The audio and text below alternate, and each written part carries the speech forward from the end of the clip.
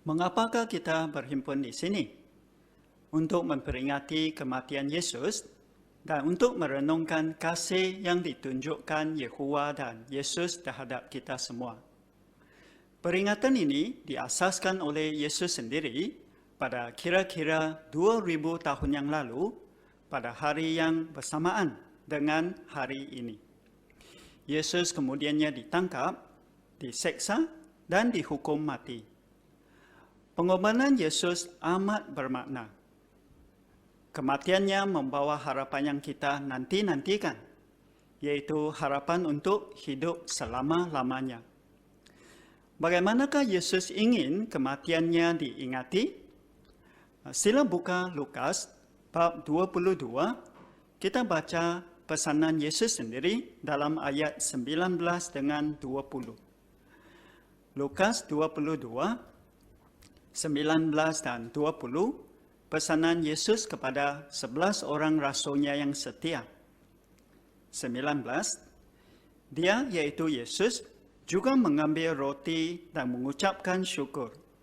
Selepas itu, dia membahagikan roti itu dan memberikannya kepada mereka sambil berkata, "Roti ini melambangkan tubuhku yang akan diserahkan untuk kamu. Teruslah melakukan hal ini untuk mengenang aku." 20.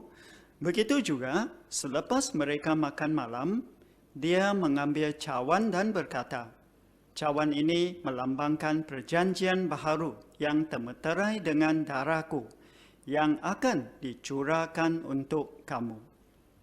Ya, Yesus ingin kematiannya diingati dengan cara yang sangat ringkas, menggunakan roti dan wine. Peringatan ini turut dipanggil perjamuan malam Tuhan dewasa ini. Pada tahun lalu, seramai 20.919.041 orang telah berkumpul untuk memperingati kematian Yesus di serata dunia. Pada malam ini juga, jutaan orang di seluruh bumi akan mematuhi perintah Yesus dan menyambut perjamuan malam Tuhan.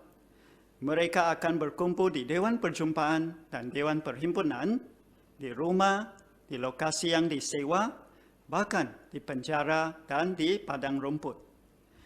Di sesengah negara yang melarang kerja kita, orang yang menghargai pengorbanan Yesus akan tetap mematuhi perintahnya, meskipun mereka mungkin ditangkap dan ditahan. Pasti kamu pun telah membuat banyak usaha untuk hadir pada malam ini, dan usaha kamu amat dihargai dan harus dipuji. Malam ini, kita akan menjawab 4 soalan berikut dengan ringkas. 1. Bagaimanakah kematian Yesus membolehkan kita hidup kekal? 2. Siapakah yang mendapat manfaat daripada kasih dan pengorbanan Yesus? 3. Siapakah yang akan makan roti dan minum wine semasa peringatan? Dan 4. Selain menghadiri sambutan ini, apakah yang perlu kita lakukan untuk menunjukkan penghargaan kita? Mari kita mula dengan soalan yang pertama. Bagaimanakah kematian Yesus membolehkan kita hidup kekal? Manusia pertama, Adam, diciptakan untuk hidup selama-lamanya. Namun, untuk terus menikmati kurniaan itu, Adam harus tetap mentaati Tuhan. Apabila Adam mengingkari Tuhan, dia berdosa lalu hilang hadiah itu. Adam dan Hawa beranak cucu selepas itu. Bagaimanakah keingkaran Adam mempengaruhi keturunan mereka? Mari kita lihat jawapannya dalam buku Roma bab 5 ayat 12. Sila buka Roma 5:12. 5:12 buku Roma. Maka dosa masuk ke dalam dunia melalui satu orang, dan dosa membawa kematian. Akibatnya, kematian tersebar kepada semua orang kerana mereka semua berdosa.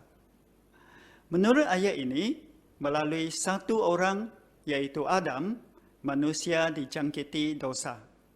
Ya, keingkaran Adam menyebabkan semua keturunannya, termasuk kamu dan saya, dilahirkan berdosa. Dan akibat dosa ialah maut. Dapatkah keturunan Adam yang berhati jujur diselamatkan daripada keadaan yang menyedihkan ini? Ya, kerana Tuhan yang pengasih, Tuhan Yehuwa telah mengambil inisiatif untuk sediakan asas bagi menyelamatkan manusia. Apakah asas itu? Dalam buku Yohanes 3 ayat 16, kita belajar bahawa Tuhan sangat mengasihi dunia sehingga dia memberikan anak tunggalnya agar setiap orang yang beriman kepadanya tidak dibinasakan, tetapi beroleh kehidupan kekal. Ya, asasnya ialah Yesus. Bagaimana?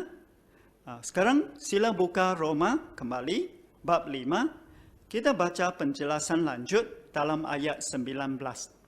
Roma 5 ayat 19. Kata ayat ini, disebabkan keingkaran satu orang, banyak orang menjadi pendosa. Begitu juga, disebabkan kepatuhan satu orang, banyak orang mendapat perkenan Tuhan. Disebabkan keingkaran Adam, kita terjerumus ke lembah dosa. Akibatnya ialah maut. Bagaimanakah manusia yang berdosa dapat menikmati hubungan yang baik dengan Tuhan, diperkenankan Tuhan lagi? Menurut ayat tadi, melalui kepatuhan satu orang. Tapi, orang itu mesti memenuhi dua syarat, iaitu pertama, memiliki nyawa manusia yang sempurna seperti yang telah dihilangkan oleh Adam. Kedua, dia mesti tetap setia kepada Tuhan Yehuwa. Dan siapakah orang yang memenuhi kedua-dua syarat ini? Hanyalah Yesus Kristus yang layak. Disebabkan kepatuhan Yesus, manusia dapat berdamai semula dengan Tuhan. Sesungguhnya, Yehuwa Tuhan yang amat pengasih, dia juga Tuhan yang sangat adil. Namun, kepatuhan yang sempurna juga berarti Yesus kena dihina, diseksa, dan akhirnya dihukum mati. Dia kena menanggung dosa dan penderitaan manusia. Apakah yang mendorong Yesus untuk berbuat demikian? Dia sendiri berkata di Yohanes 10 ayat 11 bahawa Aku ialah gembala yang baik. Gembala yang baik menyerahkan nyawanya demi kawanan berbirinya. Sebagai gembala yang baik, Yesus sentiasa mentaati Yehuwa. Selain itu, Yesus turut mencerminkan atau mencontohi sifat-sifat Bapanya dengan sempurna. Dia sangat mengasihi berbirinya atau murid-muridnya, dan dia sedia berkorban bagi mereka. Dari saudara-saudari dan kawan-kawan, apakah perasaan kamu terhadap sikap dan perbuatan Yesus? Sila lihat gambar tentang kisah Yunus yang ada dalam Bible. Yunus dalam perjalanan ke Tarshish. Bayangkan kamu sekapal dengan Yunus. Tiba-tiba laut menjadi sangat bergelora. Kapal dan semua penumpang dalam bahaya yang besar. Bagaimanakah semuanya dapat diselamatkan?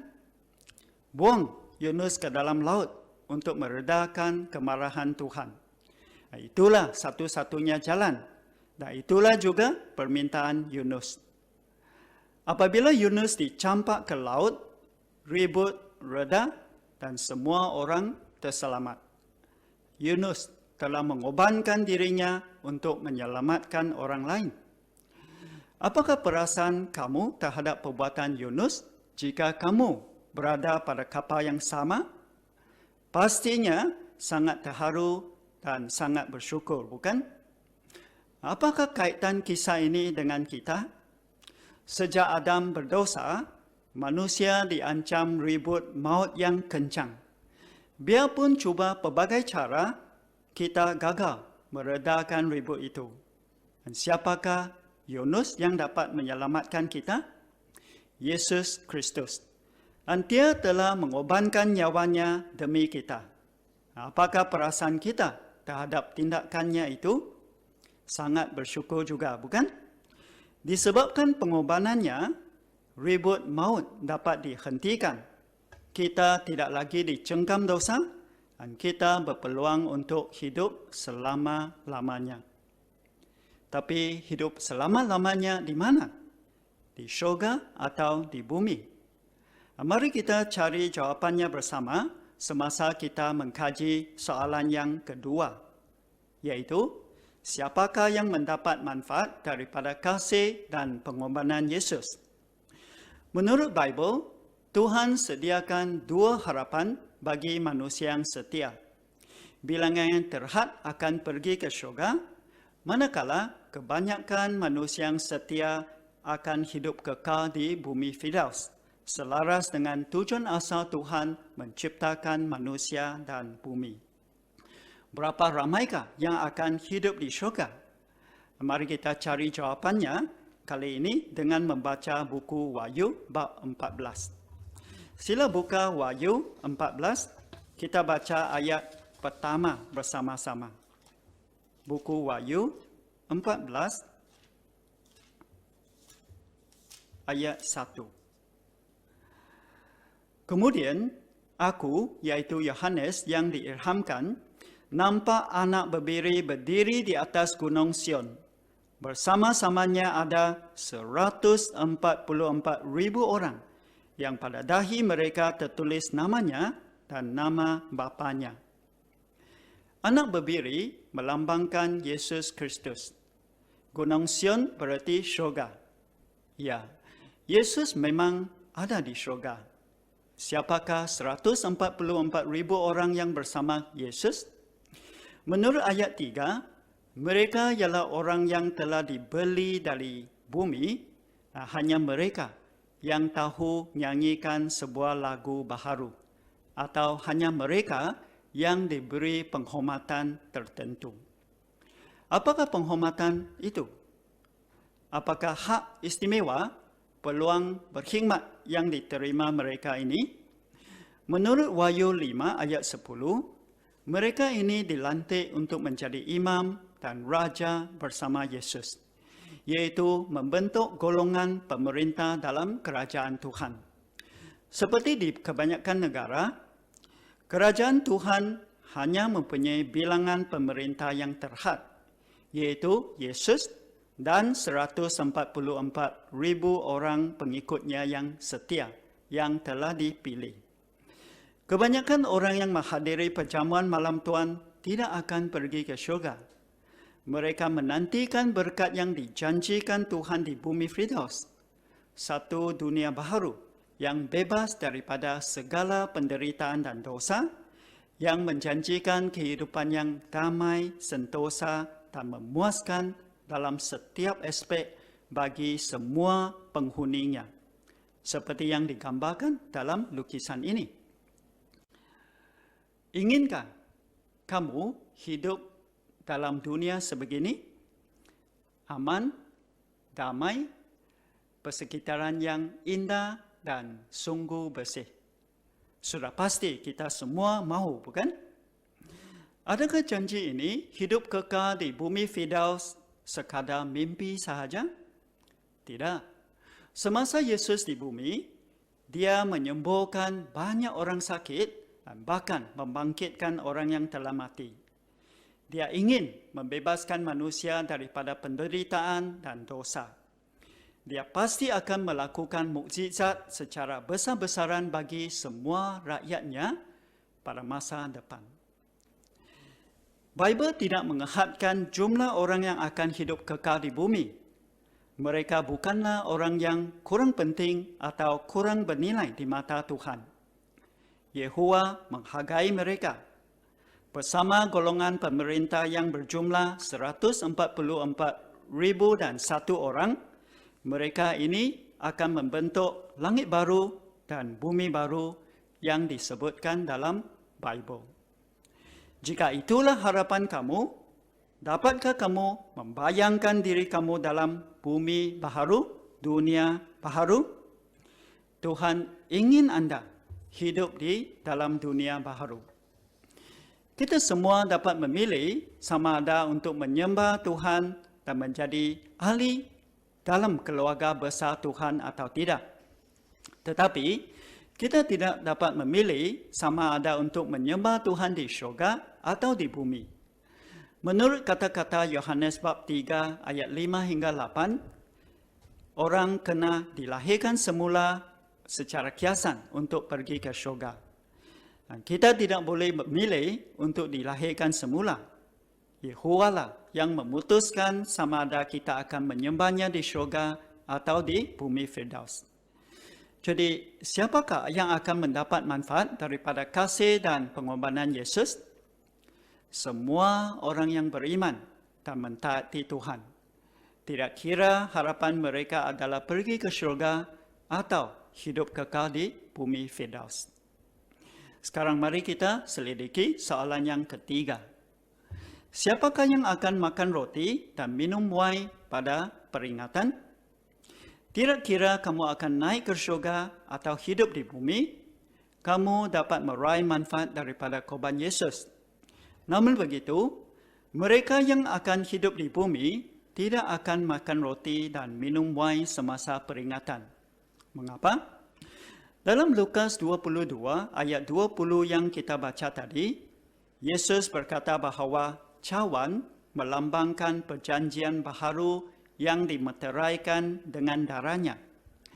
Mari kita baca kata-kata lanjut Yesus tentang perjanjian ini di Lukas 22, kali ini dalam ayat 29 dan 30. Sila buka Lukas 22, kita baca 29 dan 30 bersama.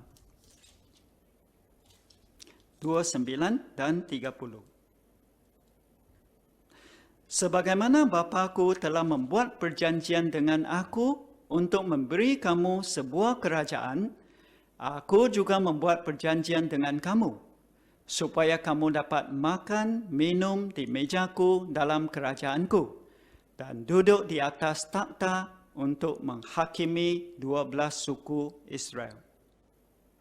Ya, setelah menyuruh rasul-rasulnya yang setia untuk memperingati kematiannya, Yesus membuat perjanjian dengan mereka agar mereka dapat menganggotai kerajaan di syurga, menjadi raja dan hakim bersamanya. Dan buku Wahyu memberitahu kita bahawa jumlahnya ialah 144,000 orang. Kebanyakan daripada kumpulan ini telah meninggal. Maksudnya, dewasa ini hanya tinggal sebilangan kecil sahaja yang masih berada di bumi. Merekalah yang akan makan roti dan minum wine pada malam ini. Kita dapat menyamakan hal ini dengan majlis perkahwinan. Hanya pengantin lelaki dan pengantin perempuan akan melafazkan ikrar perkahwinan. Walaupun ramai orang yang datang ke majlis sebagai tetamu dan bergembira bersama. Bagaimanakah seseorang akan tahu bahawa dia telah dipilih oleh Tuhan untuk pergi ke syurga? Menurut Roma bab 8 ayat 16, Tuhan menggunakan kuasa sucinya untuk memberitahu dan meyakinkan setiap orang yang dipilihnya. Orang yang diurapi kuasa suci Tuhan tidak perlu orang lain untuk meyakinkan mereka bahawa mereka akan pergi ke syurga. Apakah perasaan Tuhan jika seseorang makan roti dan minum wine padahal dia tidak dipilih oleh Tuhan? Fikirkan majlis perkahwinan tadi. Katakan kamu ialah bapa kepada pengantin lelaki itu. Semasa upacara lafazkan ikrar perkahwinan diadakan, tiba-tiba seorang gadis tampil ke depan dan mendakwa bahawa dia ialah tunang anak lelaki kamu dan kamu telah merestui hubungan mereka. Apakah perasaan kamu?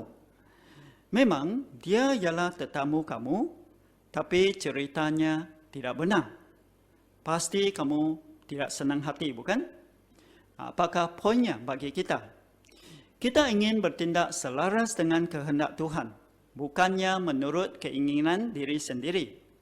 Jika kita tidak pasti sama ada kita telah dipilih untuk menjadi raja bersama Kristus di syurga, janganlah kita makan dan minum lambang peringatan. Sampai bilakah murid-murid Yesus akan memperingati kematiannya? 1 Korintus 11 ayat 26 menyatakan bahawa kita harus mengumumkan kematian Yesus sehingga dia datang, yaitu semasa kesengsaraan besar. Pada waktu itu, dia akan membawa umatnya yang terpilih yang masih berada di bumi ke syurga. Selepas itu, peringatan tidak akan disambut lagi. Biarpun tidak perlu menyambut peringatan lagi, orang yang hidup kekal di bumi akan terus meraih manfaat daripada korban tebusan Yesus. Begitu juga dewasa ini, biarpun orang yang mempunyai harapan untuk hidup kekal di bumi tidak makan roti, tidak minum wain semasa peringatan, mereka akan tetap meraih manfaat daripada korban tebusan Yesus. Maka, mereka akan hadir dan menjadi pemerhati semasa upacara itu diadakan.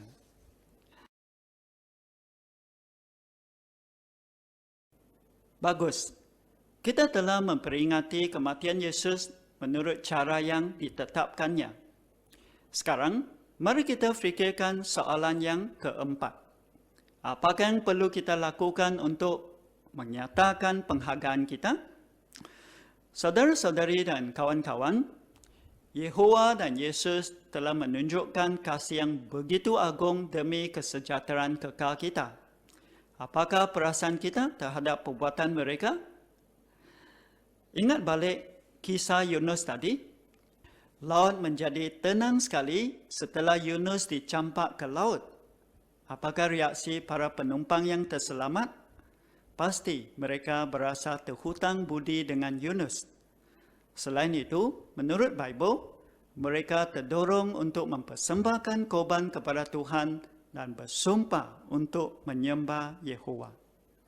Ya, biarpun baru kenal Yehowa, mereka terdorong untuk menyembahnya setelah menyaksikan penyataan kuasa Yehowa yang luar biasa. Bagaimana pula dengan kamu dan saya? Kita kenal Yehowa dan Yesus. Kita telah menyaksikan penyataan kasih yang paling agung dalam sejarah manusia, yang menyelamatkan kita daripada dosa dan maut. Apakah reaksi kita? Sangat bersyukur dan tentunya kita ingin menyatakan penghargaan kita. Bagaimanakah kita dapat berbuat demikian? Sembahlah Yehowa, satu-satunya Tuhan yang benar. Di Yakobus 4 ayat 8, kita digesa untuk menghampiri Tuhan. Setengah orang mungkin tertanya-tanya, dapatkah manusia yang berdosa menghampiri Tuhan? Memang, kita tidak dapat berbuat demikian dengan usaha kita sendiri. Namun, dengan adanya korban tebusan Yesus, Tuhan sedia mengampunkan dosa kita. Hasilnya, kita diberi hati nurani yang bersih di mata Tuhan. Tebusan Yesus juga membolehkan kita menjalin hubungan yang istimewa dengan Tuhan, menjadi sahabat karibnya sekarang dan menjadi anak-anaknya pada masa akan datang. Apakah yang harus kita lakukan untuk mendekati Yehowa? Ada 4 perkara. Pertama, pelajarilah firman Tuhan. Kedua, terapkan apa yang kita pelajari. Ketiga, berdoalah senantiasa. Yehowa berjanji untuk menghampiri dan memberkati mereka yang mencarinya. Dia akan bantu kamu memahami dan hidup selaras dengan kehendaknya. Dia ingin kamu berjaya. Jadi, semasa kamu menghadapi kesusahan atau berasa tawar hati, berdoalah dengan bersungguh-sungguh kepada Yehowa, luahkanlah isi hati kamu kepada Tuhan. Yehowa pendengar doa dan Dia sedia menyokong kita. Seraya kamu mempelajari firman Tuhan, berfokuslah untuk membina iman yang teguh terhadap Yehowa dan Yesus. Iman sebegini akan menguatkan kamu untuk terus berjalan dengan Yehovah dan Yesus, hidup akrab dan di bawah naungan mereka. Apakah perkara keempat yang dapat membantu kita menghampiri Yehovah? Menghadiri semua perjumpaan Kristian dengan tetap jika dapat. Ya, ikut semua perjumpaan dengan tetap. Bukannya sekali-sekala sahaja atau ikut perjumpaan istimewa seperti yang kita ada pada malam ini sahaja. Sebagai kesimpulan, apakah cara yang terbaik untuk menunjukkan kesyukuran kita? Mari kita baca 2 Korintus bab 5. 2 Korintus bab 5 ayat 14 dengan 15. 14 dan 15. Kata Paulus di sini, kasih yang dimiliki Kristus menguasai kami, kerana kami memahami hal ini. Satu orang telah mati untuk semua orang, kerana semua orang sudah mati. Kristus sudah mati untuk semua orang, supaya orang yang hidup tidak lagi hidup untuk diri sendiri, tetapi untuk Dia yang sudah mati bagi mereka dan yang sudah dibangkitkan. Saudara-saudari dan kawan-kawan, apakah cara yang terbaik untuk menunjukkan penghargaan kita? Menurut ayat-ayat tadi, jawapannya ialah hidup untuk Kristus, yaitu mengikut ajaran dan teladan Yesus Kristus. Maka, dalam beberapa hari dan minggu yang akan datang, renungkanlah pengorbanan Yesus dengan penuh syukur. Biarlah kasih Kristus menguasai semua aktiviti kita. Semoga kita terdorong untuk mengasihi dan menyembah Yehovah, Tuhan yang telah mengutus anak kesayangannya ke bumi untuk menyelamatkan kita.